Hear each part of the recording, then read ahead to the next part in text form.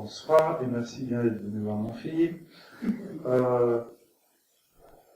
L'avant-première, on l'avait fait, c'était un dimanche matin ici à l'Arlequin, du film en fin 98 ou début 99, et le film de 1998, c'est très long. Et il y avait,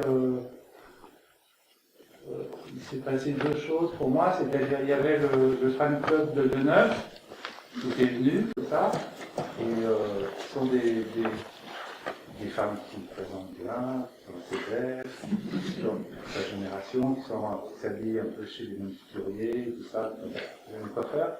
Et en fait, elles se sont, comme il y avait une petite discussion à la fin, c'était une avant-première, elles m'ont attaqué, elles ont dit, vous croyez que ça nous fait plaisir de voir Catherine faire des choses pareilles, et j'étais très surpris, je ne m'y attendais pas du tout. Et vous allez comprendre pourquoi, en voyant le film et tout, c'est la scène, c'est le cœur du film, qui est exactement au milieu du film, que joue Deneuve génialement. Et sinon, il s'était passé aussi dans... Là, j'étais un peu démonté quand même. Et puis après, à la sortie, il y a Jean-Luc Godard qui est arrivé, qui m'a dit j'étais là, c'était très très bien, vous inquiétez pas, ça et tout. Et puis, il m'a dit, d'ailleurs, je veux parler du film avec vous, rendez-vous demain dans tel café, c'était à Servilliers. Je viens le lendemain, je viens avec ma femme et mon bébé, j'avais un bébé. Et en fait, je parlais du film, il était complètement scotché sur le bébé pendant tout le rendez-vous. Et comme il n'a pas eu d'enfant, je pense, alors c'est très fort. Vers la fin, les gens qui s'en vont, y compris la décision de ne pas faire d'enfant, ils regardent l'autre solution, quoi, qui n'est pas meilleure, hein, c'est pas la question, mais qui donne totalement une autre vie, avec une situation très grande. Et après, il a dû dire, bah oui, à partir de ce film-là, c'est très bien, vous avez cessé, Philippe, de être sous mon influence, vous êtes sous l'influence d'Antonioni maintenant. Bon, vous verrez, c'était vrai. Donc voilà, et puis ben, je vous salue bien. Peut-être déjà sur cette histoire de transmission, est-ce que pour vous, à cette époque-là, ça faisait un sens tout particulier? C'est-à-dire, il y a quand même une convention sur les deux personnages masculins. Il y a quand même un clown blanc qui est le personnage de Serge, qui est âgé. Il y a un Gugus qui est le personnage jeune, parce qu'en fait, un rapport de deux hommes entre eux, développé comme ça, ne marche que selon cette loi classique du clown blanc et de l'autre qui fait le mariole. Et évidemment, alors, il y avait quelqu'un de la génération de Beauvois qui voulait me casser la figure quand il avait vu le film, parce que c'est très au détriment de l'autre génération, quoi. Mais ça, je le voyais quand je faisais le film, qu'il y a une espèce comme si ma génération était un mystère, comme ça, mais qui était, comme je disais dans un film, de haute solitude, quoi. Et puis que la génération, au contraire, qu'il y avait derrière, était complètement comme ça, sans éthique ou sans morale vécue. Et en fait, ça c'est un des défauts du film, je pense, de faire croire que ça serait un film sur ma génération comme si elle était. Mais de toute façon, les gens qui ont l'âge de Beauvoir, ils disent d'eux-mêmes qu'ils sont d'une mauvaise génération, etc. Et tout ça. Et je pense que ça c'est par rapport à la Révolution, c'est parce qu'ils n'ont pas eu, à un moment, ils se sont pas retrouvés groupés dans quelque chose, ou autre chose que la Révolution, quelque chose qui les aurait soudés, qu'ils auraient arrivé à faire historiquement. Mais ça, c'est le hasard complet, c'est pas du tout parce que une génération a plus de valeur que la génération qui est derrière. Alors donc ça, c'est un peu le défaut du film. Mais sinon, alors vous avez vu la scène que quand je vous présentais le film, là, qu'il y a au milieu, c'est ce pourquoi j'ai fait le film, le sauvetage de la femme, quoi, qui qui est pris comme en chien de Pavlov entre son mari et son amant, qui essaie de se donner la mort. Et c'est ce truc-là qui avait vraiment choqué le public de Deneuve, quoi. Parce qu'en fait, ce qui est Deneuve, c'est un peu comme, enfin, ça va paraître comique, mais c'est un peu comme son parcours, c'est un peu comme Victor Hugo politiquement. Elle commence, elle est très très dans la bourgeoisie, etc. et tout, et donc elle est l'idole de femmes du 16e arrondissement et tout. Et puis petit à petit, elle révèle que d'abord qu'elle vote à gauche, puis après qu'elle est vraiment quelqu'un de très humaniste et qui fait très attention aux gens du peuple, etc. Et je trouve ça assez beau. C'est autant les gens qui font, on pourrait dire, ça c'est pour toute génération, gauche-droite dans la vie, c'est un peu triste, quoi. Mais les gens qui font droite-gauche, je trouve que c'est assez noble, quoi. Voilà. Donc voilà. Mais c'est elle qui avait voulu faire un film avec moi, après j'entends plus la guitare, et puis j'ai attendu 2 films pour parce qu'il faut avoir un personnage pour engager une comédienne ou un comédien. Alors j'ai attendu 2 films, puis à un moment il y a eu ce personnage, et j'ai pensé, ah ben ça elle peut le faire, et je lui ai proposé, et voilà. Et est-ce que ça a changé quelque chose pour vous que ce soit Catherine Deneuve plutôt que quelqu'un d'autre? Enfin, je veux dire, le fait que ce soit... Non, ce qui a changé quelque chose, c'est que le coup de bol, c'est qu'il était très très gentil avec moi, quoi, parce que c'est très dangereux, quand même. J'ai fait des films, on pourrait dire, hors du cinéma, comme quand j'ai fait par exemple Les Hautes Solitudes avec Gene Seberg, j'ai fait ça hors du cinéma français. J'étais mon propre caméraman, je veux dire, c'était quelque chose qui était complètement marginal, c'était un film underground. Alors que là, c'était l'inverse, c'est comme si j'allais dans le terrain du cinéma français tel qu'il est constitué, quoi. Et ce qui est relativement dangereux, parce que ça peut être très souvent ce qui peut se passer, c'est qu'on perd la poésie, quoi. Parce que c'est un monde qui est tellement qui a tellement ses lois, etc. et tout. Mais comme c'est elle qui m'avait demandé, c'était quand même moins dangereux. Si c'est dans le Star System, c'est-à-dire d'engager une star parce qu'on a un rôle pour elle et permettre d'avoir une production un peu plus conséquente que d'habitude, c'était moins dangereux, je pensais, parce que comme c'est elle qui me l'avait demandé. Alors donc, de temps en temps, quand ça allait pas, je disais, vous voyez, je vous avez dit, il fallait pas le faire. Je disais, mais si, et c'est elle qui, quelque part, faisait le moteur dynamique du film. Et ce qui était intéressant pour moi, c'est que comme c'est une actrice plus que confirmée, c'est une virtuose et tout, comme je tourne en une prise, avec elle, c'était un challenge de faire ça en une prise, et c'était un plaisir pour elle, parce que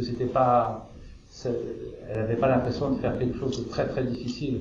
Et donc, je trouvais que ça c'était une chance pour moi de pouvoir faire en une prise sans que ça soit quelque chose de difficile. Et ce que j'ai découvert aussi, c'est que j'ai découvert que beaucoup de gens à une époque, il y a 20-30 ans, disaient Catherine Deneuve, c'est une très bonne actrice, mais elle est très très lisse comme ça toujours, elle laisse pas apparaître et tout.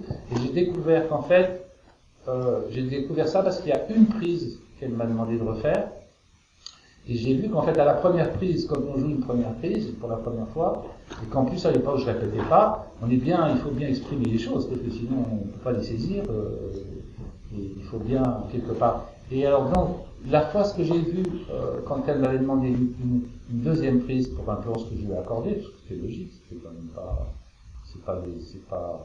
le cinéma n'est pas théorique, j'ai vu que dès la deuxième prise, justement, elle gommait tout, et elle avait ce jeu très très lisse qu'elle a dans tous les films, parce que c'est très rare que les gens tournent en première prise. Et donc, pour se saisir de la scène, elle est bien obligée de faire comme tous les acteurs, de l'exprimer, et après coup, dès qu'elle jouait la seconde et sans doute la troisième, la quatrième et tout, après, elle lissait la chose et elle mettait comme un...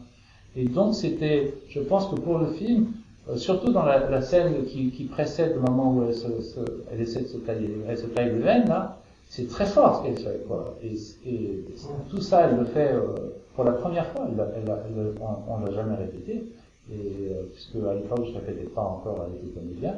Et là, j'avais été soufflé quand même, parce que la présence qu'elle a, son mari est en train de parler des gens qui sont vraiment de gauche et ceux qui font semblant d'être de gauche, etc.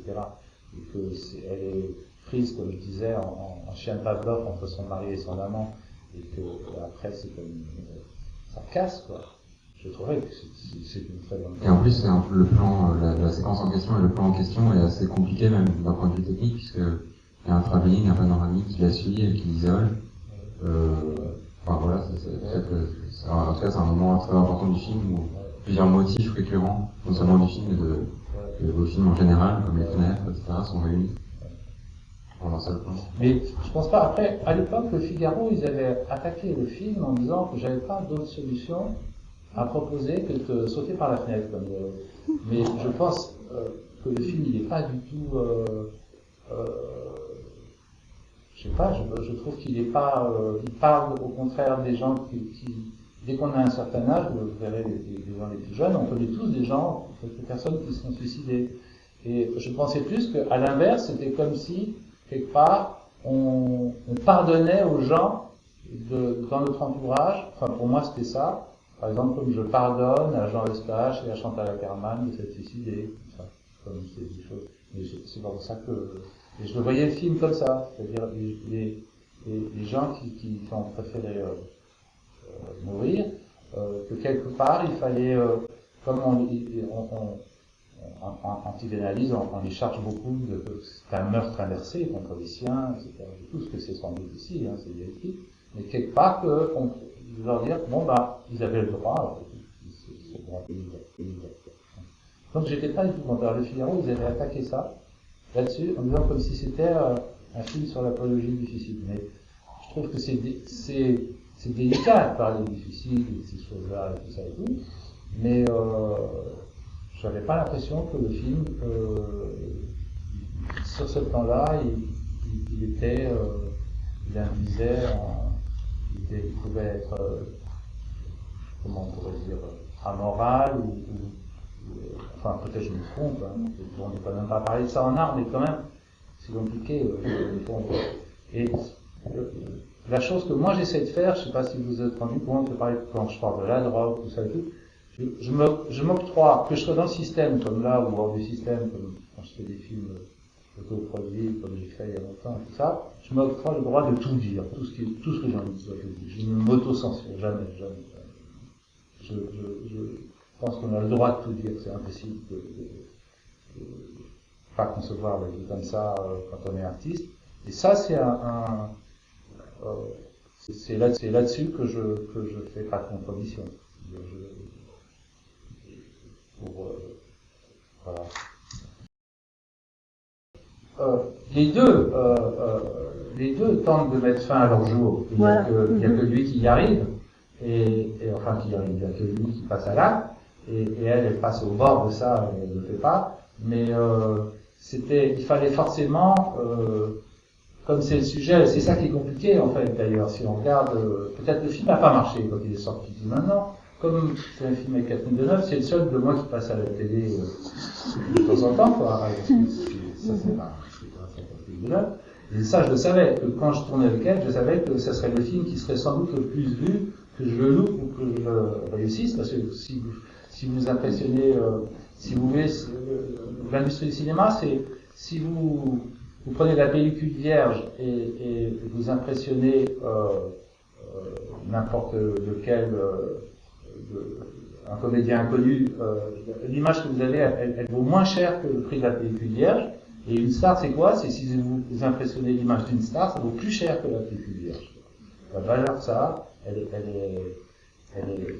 est en haut. Et c'est très difficile de travailler avec des gens comme Deneuve qui ont été énormément filmés, etc. et tout, pour arriver parce que c'est quand même, si on disait de la peinture, il faut arriver à faire une peinture qui soit originale quand même, et en fait on est sur de la Fuji, de la Kodak, pareil que tout le monde, on est avec les mêmes caméras et tout, et les mêmes projecteurs, et c'est assez difficile, quelque part, c'est ça qui est pour moi difficile avec les stars, c'est d'avoir l'impulsion pour les peindre, parce qu'on a l'impression que si on trouve un plan, par exemple un jour, il y a très longtemps, dans une salle de montage, j'avais trouvé un plan de Catherine Deneuve à côté sur un lit avec un abat-jour, etc. Et tout ça, et c'était impossible de savoir qui avait tourné Catherine Deneuve avec un abat-jour. Je veux dire, ça pouvait être, il y avait 120 metteurs en scène français qui auraient pu tourner ça. Et donc, je me rendais compte, ça c'est vrai, et je me rendais compte qu'en fait c'est ça la difficulté avec une star, c'est comment vous faites, parce que vous allez vous retrouver avec un abat-jour, et puis la star, et puis c'est une situation qui a eu lieu des centaines de fois, et qui a été tournée, et que les gens ont même dans l'œil, en mémoire inconsciente, et comment arriver à peindre quelque chose qui soit particulier, quoi, dans les temps-là.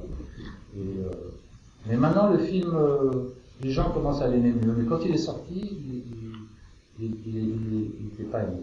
Je me souviens parce que dans le box-office de l'IB, ils avaient dit bon, ça sera pour une autre fois. Mais le principal, non, ce que c'était, maintenant c'est vu, puis je pense. Mais il y a, dans notre génération, si je regarde, justement, je parlais de Chantal Akerman, parce que je pense souvent à elle, qui était vraiment, c'était une virtuose, Chantal, elle a fait, je sais pas, 4 ou 5 chefs-d'œuvre, vraiment, hein. Et au stage, pareil, 4 ou 5 chefs-d'œuvre et tout. Et je pensais après, tiens, c'est une chose qui n'existe pas dans la nouvelle vague. Il n'y a pas de cinéaste de la nouvelle vague qui soit suicidé. Et je pensais, est-ce que ça a un rapport avec un refoulé dans notre génération? Parce que la différence entre le cinéma de la nouvelle vague et si on prend par exemple La maman et la putain et Jeanne Dielman, pour prendre un film de stage et de dans les films de la génération d'après-guerre, il n'y a pas de pistolet qui circule. Alors que dans la nouvelle vague, ça circule encore. Je veux dire, dans La vie de souffle, dans La peau douce, etc. Les gens, il y a encore le meurtre. Alors que si il y avait ça à Hollywood, on disait le cinéma, c'est une fille et un pistolet. Et nous, on a enlevé le pistolet. Et tous les gens qui sont nés après la guerre. Et pourquoi Jean Eustache se suicide alors qu'il sait lui-même, il sait très bien ce que vaut la maman et la putain, il sait très bien ce que ça va devenir, et pareil, Chantal Akerman, etc. Il y a peut-être un endroit comme ça de violence compressée, refoulée dans notre génération, des gens qui ont été mis après la guerre pour la fin de la guerre, qui ont été mis au monde pour sauver le monde du cauchemar que ça avait été, quoi. Donc ça veut à la fois rien dire, des choses comme ça, mais peut-être qu'il y a quelque chose là-dessus, et aussi le fait qu'on traîne avec nous la défaite de 68, quel que soit parce que 68, c'est pas réductible à juste la gauche, hein. Il y a vraiment, ça va très très loin, il y avait même des gaullistes dans la rue, etc., qui discutaient avec des anarchistes et tout, ça a été très très loin, il y a vraiment que les fascistes n'ont pas participé à 68, mais si vous prenez le moment où les gens sont pour 68, c'est beaucoup plus large que la gauche, c'est une génération entière qui d'un coup qui est saisie par une évidence que ça ne peut plus continuer comme ça parce que c'était trop absurde. Et le fait de traîner cette défaite, le fait d'avoir fait des films qui étaient uniquement des films de mœurs, etc., de morale et tout ça, peut-être vous avez raison, c'est ça le sujet, c'est pourquoi il n'est pas sauvé par une femme, puisqu'il trouve une autre femme, oui, c'est parce que l'amour n'intervient pas, et que c'est une chose comme ça le fait sortir, mais enfin bon, c'est-à-dire, ça s'appelle Dangalam, la collection que tu présentes. En fait, en dessous, ce que c'est les fondations du film, c'est le romantisme, en fait, parce qu'il y a l'Italie, la France et l'Allemagne, ce sont les 3 pays du romantisme. On va de Naples à Berlin, et en fait, il y a une espèce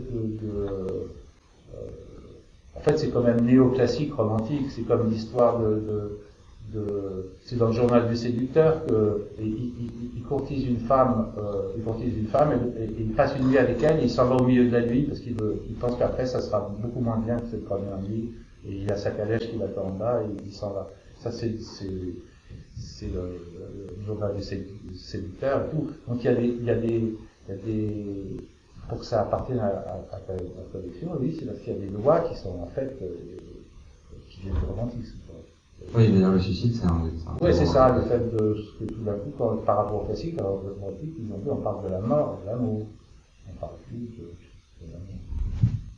Et alors justement, à propos de l'Italie et de l'Allemagne, un titre de travail qu'on entend du film était le matin italien et la nuit allemande. Ouais, mais ça veut dire ça c'était par rapport c'était par rapport au fascisme en fait, parce que comme les gens ont cru au début, beaucoup de gens ont cru à Giorgio Chirico, Rossellini, tout ça, ont cru à Mussolini au tout début, avant la marche sur Rome, ou au moment de la marche sur Rome, et puis après, ça c'est le premier, c'est même avant les premières choses de Hitler, et donc j'appelais ça le matin italien et la nuit allemande, par rapport à la... Mais là, j'étais déjà que je fais des films ésotériques sans faire exprès, si je fais exprès. Est-ce que quelqu'un a une question dans ce point de vue? Le micro va revenir. Oui, il est arrivé.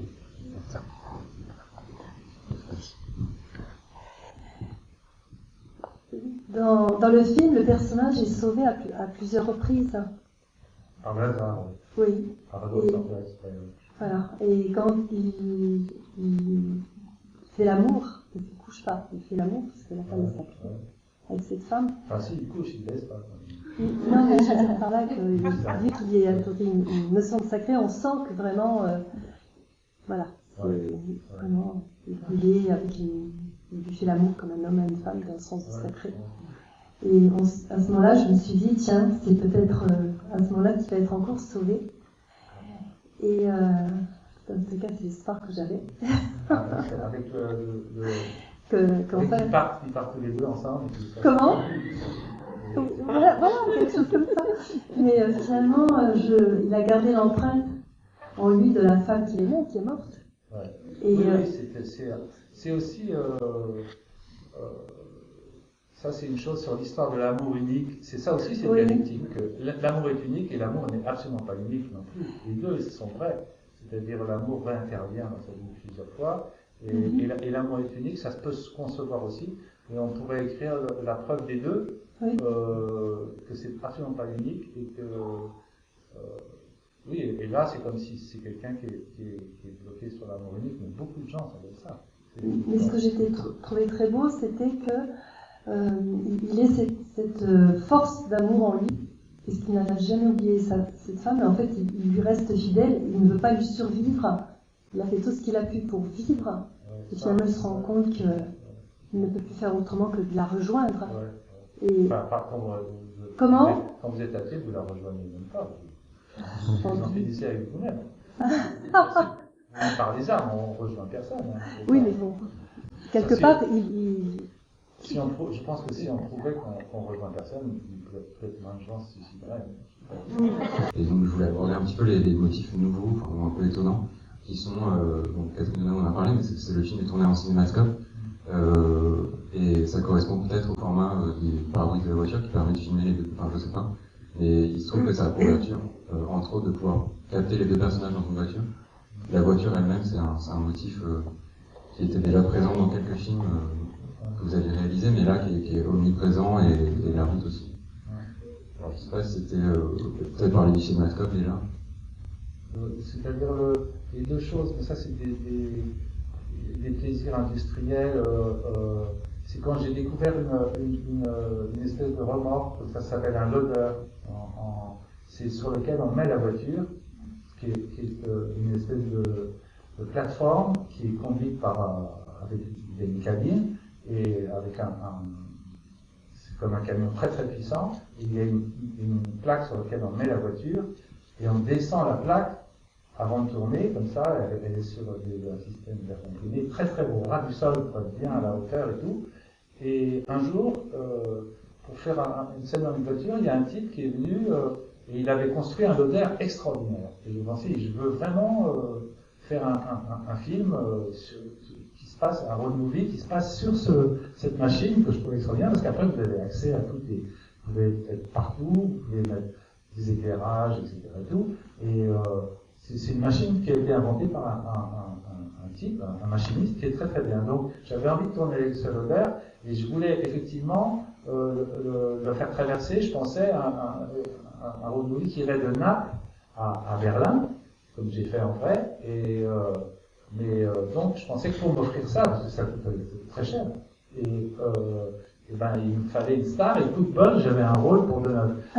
Et en fait, les plans pour Deneuve coûtent pas cher du tout, parce que je suis sur caméra sur pied, dans des petits appartements, etc. Et tout. Donc, là, on pourrait dire que je faisais Deneuve en gros plan, et après, ça me permettait d'avoir mon odeur sur la route, dans des autoroutes que j'avais trouvées qui étaient fermées pour moi et tout, et je faisais mon film et tout, et donc le truc avait une espèce c'était comme une mascotte du film, et en même temps, le film, dans ce qu'il avait de dépensier, était absolument pas dépensé sur elle.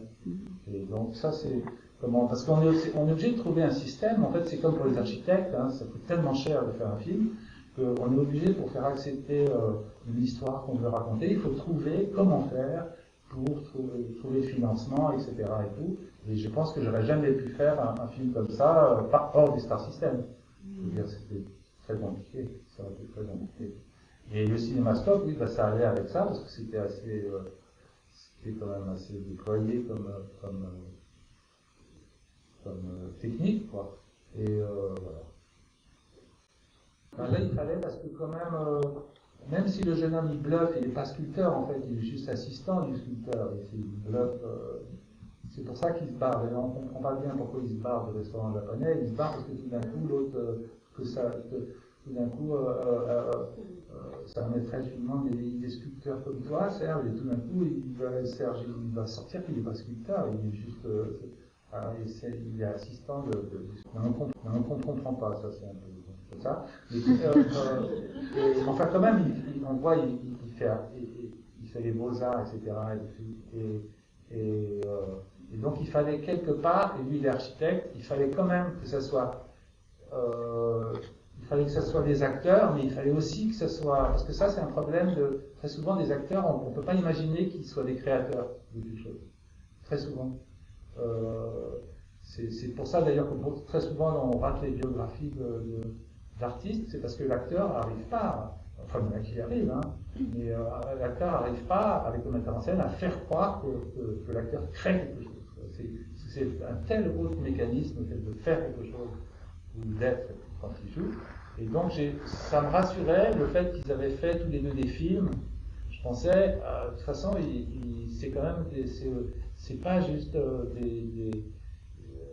des acteurs, ils sont aussi, et ça me rassurait parce que comme c'était les rôles.